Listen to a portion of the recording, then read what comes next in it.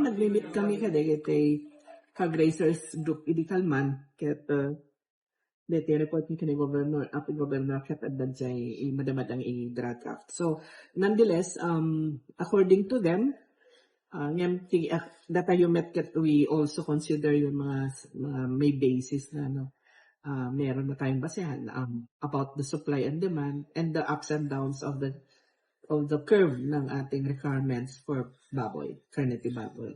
So, makita min at dati, iso nga, based sa dati ito nga suggestion mi kadagiti hag-raisers, nga ang tarakenda ket 5 bulan, Burias nga tarakenda from birth, dapat ket i-target datu peak season ti pinag-market da. No peak season kanani dati kangatan ti presyo.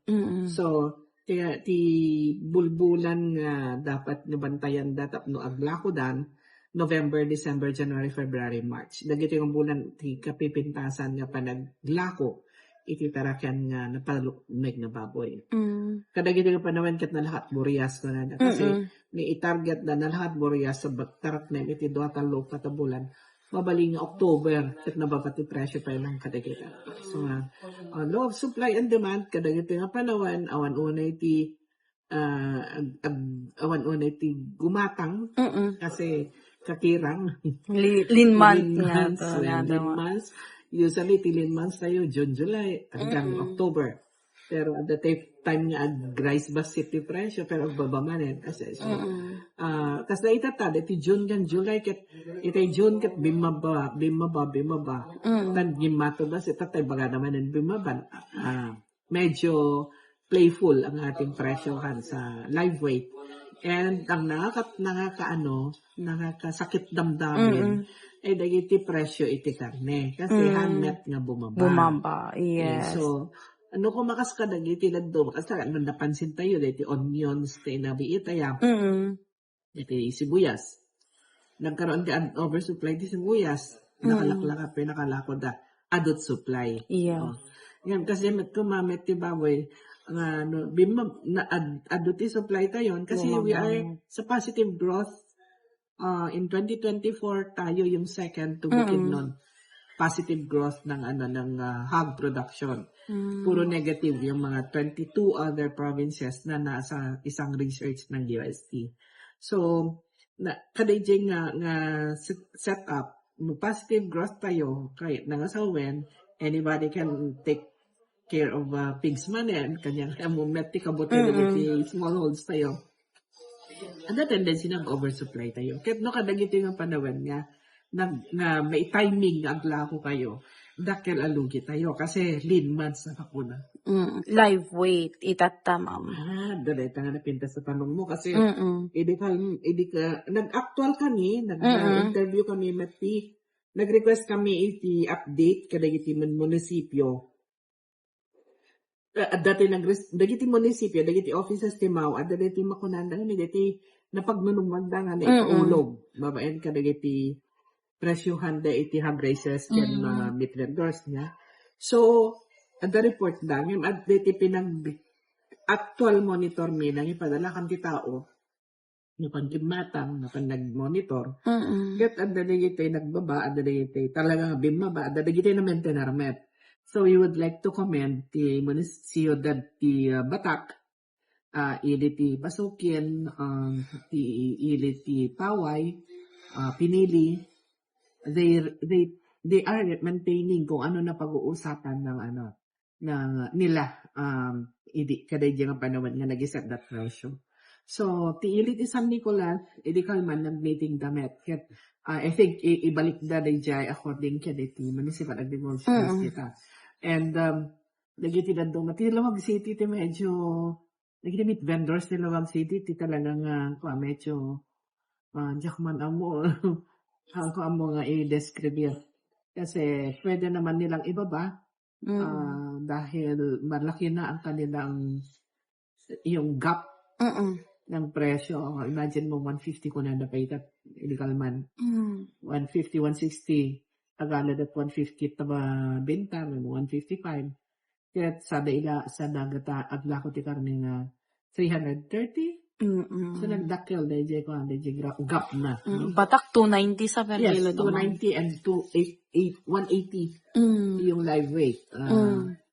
Pinili 200 ti live weight da. So 290 rin ti presyo da.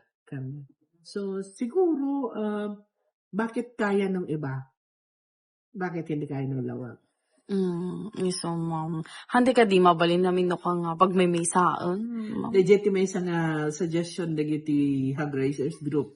We part of our recommendation, a part of the report to the governor ay isa yon sa mga lahat naman ni-recommend nila kahapon na napag-agrihan in binsa-binsan nila at in take notes me. So, isa legit i-report tayo kani Apo Governor. Aglalo kat first class municipalities Yes. kadwan. First class LGUs kadwan na ito yan. Talaga, So, ma'am. nando lang din nabatin ang Paway, Corimao, Bacara, mo, ida duma. Dumaya dan sa dagiti small towns.